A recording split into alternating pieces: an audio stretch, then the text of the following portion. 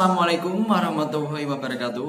Gimana kabar kalian hari ini? Pasti sehat dan semangat kan? Pastinya. Di pertemuan kita kali ini, saya akan membahas 10 pertanyaan. Di antaranya, 1. Perbedaan mudik dan pulang kampung. 2. Perbedaan social distancing dan physical distancing. 3. Masyarakat majemuk dan masyarakat heterogen. 4. Perbedaan masyarakat pluralisme dan multikultural. 5. Perbedaan integrasi dan reintegrasi. 6. 5 hal yang dapat menyebabkan disintegrasi. 7. 5 hal yang dapat mempercepat integrasi. 8. Perbedaan konflik positif dan konflik negatif. 9. Cara kontrol sosial saat pandemi COVID-19. 10. Usaha yang dapat menguatkan masyarakat saat pandemi. Nah, pengen tahu lebih lanjut?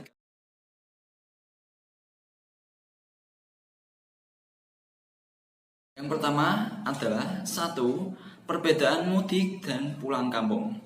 Jokowi telah menjelaskan mudik adalah pergerakan orang ke kampung halaman dalam rangka merayakan Idul Fitri. Biasanya kepergiannya dilakukan sebelum hari H Lebaran. Sifatnya sementara dan akan kembali ke kota kembali. Sedangkan pulang kampung adalah mereka yang kehilangan pekerjaan di ibu kota atau kota lain, lalu kembali ke daerah asalnya. Pulang kampung tidak akan kembali lagi ke kota yang mereka tempati sebelumnya. Mereka umumnya terdampak oleh suatu pandemi virus COVID-19 atau virus corona.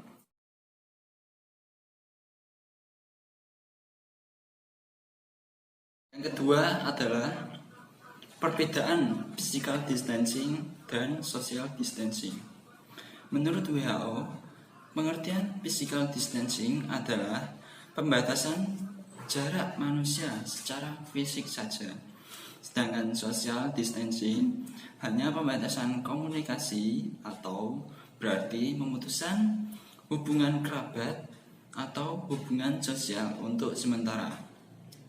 Perbedaan social distancing dan physical distancing di sini cukup jelas, karena physical distancing hanya menjaga jarak secara fisik, dan bukan berarti memutuskan hubungan kerabat atau hubungan sosial. Sedangkan social distancing hanya memutuskan hubungan sosial untuk sementara dan pembatasan komunikasi terhadap kerabat-kerabat.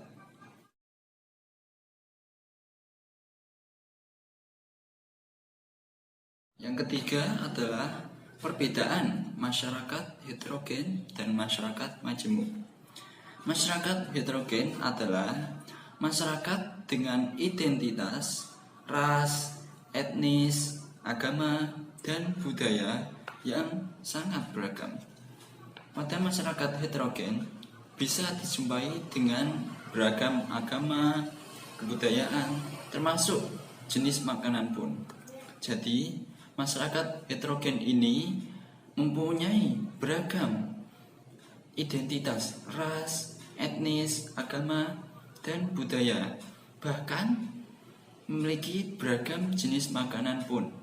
Sedangkan masyarakat majemuk adalah masyarakat yang terdiri atas kelompok-kelompok yang tinggal bersama dalam suatu wilayah, tetapi terpisah menurut garis budaya masing-masing.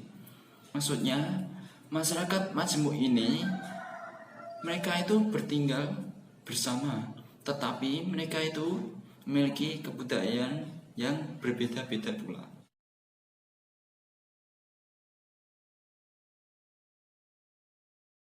Yang kelima adalah perbedaan integrasi sosial dan reintegrasi sosial. Integrasi sosial sebenarnya adalah gabungan dari dua istilah kata dalam bahasa Inggris, yaitu integration dan social. Integration memiliki arti kesempurnaan atau keseluruhan, sementara kata sosial berarti hubungan dan juga timbal balik dari tindakan yang dilakukan oleh masyarakat. Jadi, integrasi sosial memiliki arti hubungan yang ada dalam unsur-unsur masyarakat yang saling berkaitan secara intensif di dalam berbagai kehidupan.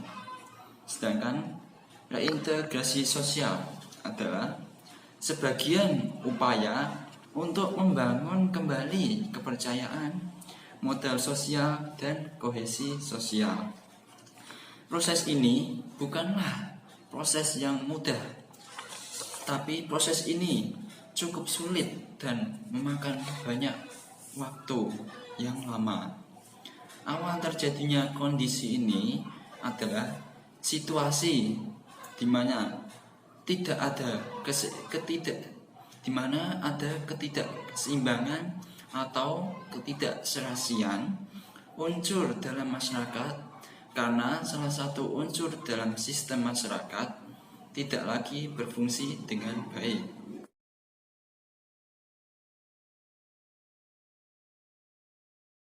Yang keenam adalah 5 hal yang dapat menyebabkan disintegrasi. Sebelum kita masuk 5 hal yang menyebabkan disintegrasi, apa sih sebenarnya disintegrasi itu? Disintegrasi adalah keadaan di mana masyarakat sudah tidak bersatu padu lagi dan hilangnya persatuan atau kesatuan. Nah, sekarang sudah tahu kan artinya disintegrasi? Nah, sekarang kita akan membahas 5 hal yang menyebabkan disintegrasi. Yang pertama, 1. Tidak ada persepsi atau persamaan pandangan di antara anggota masyarakat mengenai suatu norma yang semua dijadikan pegangan oleh masyarakat banyak. Yang kedua, norma-norma masyarakat tidak berfungsi dengan baik sebagai alat untuk mencapai tujuan masyarakat bersama. Yang ketiga, timbulnya suatu norma-norma dalam masyarakat sehingga menimbulkan kebingungan bagi anggota masyarakat itu sendiri. Keempat, tidak adanya sanksi yang tegas bagi si pelanggar. Kelima, tindakan dalam masyarakat sudah tidak sesuai lagi dengan norma-norma masyarakat.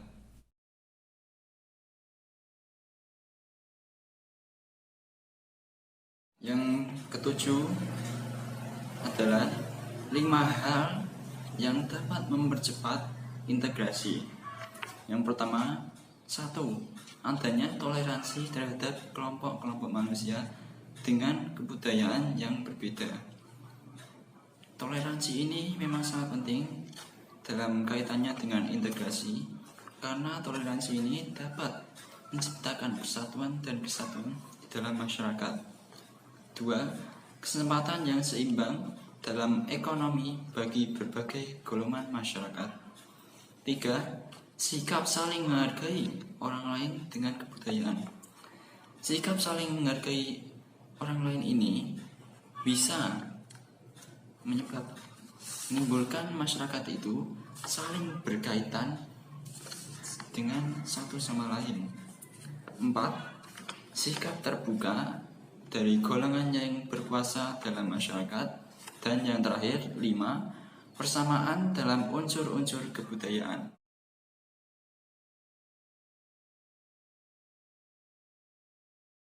Yang kedelapan adalah perbedaan konflik positif dan konflik negatif.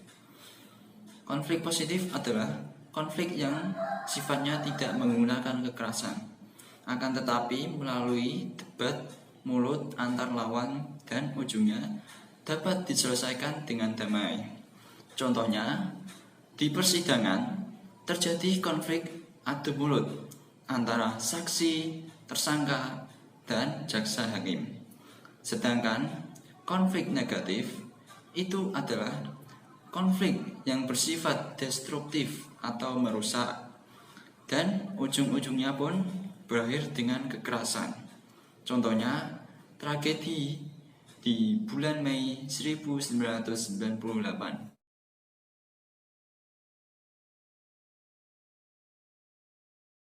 9. Cara kontrol sosial saat pandemi COVID-19. 1. Rutin mencuci tangan. Jika Anda hanya mencuci tangan dengan air saja, maka hentikanlah kebiasaan tersebut. Mulailah rutin mencuci tangan dengan sabun dan air mengalir minimal 20 detik. 2. Tetap di rumah. Jika Anda tidak merasakan gejala apapun, maka sebaiknya di rumah saja. Bisa saja Anda menularkan virus tersebut ke orang lain. Nah, ketika virus tersebut menginfeksi orang dengan daya tahan tubuh yang lemah, maka bisa menyebabkan COVID-19. 3. Ketika bersin atau batuk, jangan lupa untuk menutup. Kebanyakan orang ketika bersin atau batuk, mereka akan menutup dengan telapak tangan. Sebenarnya, hal tersebut sangat salah. Yang benar adalah ketika batuk atau bersin, kita menutupnya dengan siku bagian dalam, karena bagian tersebut merupakan bagian yang jarang tersentuh. 4. Physical distancing. WHO telah mengganti frasa social distancing dengan physical distancing karena menurutnya lebih pas. Oleh karena itu, kita harus menjaga jarak fisik minimal 1 meter dengan orang lain.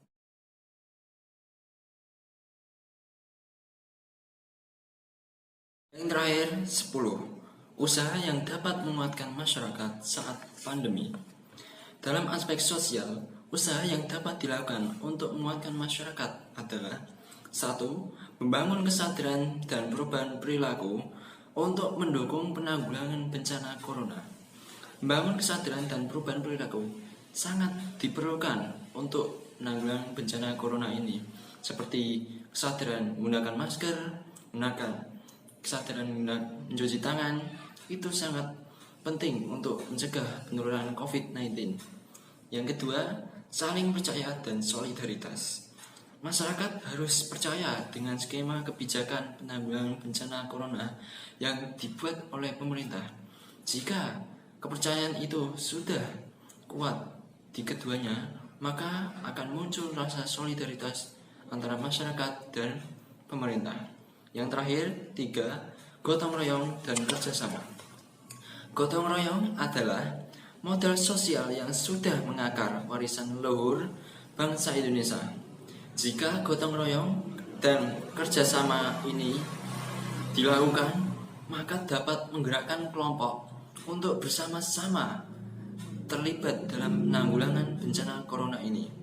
Nah, sekian dulu video pembahasan 10 pertanyaan yang tadi. Semoga bermanfaat bagi kalian. Akhir kata, wassalamualaikum warahmatullahi wabarakatuh. Sampai di sini dulu pertemuan kita pada hari ini. Jangan lupa like, komen, dan subscribe. Jangan lupa ya.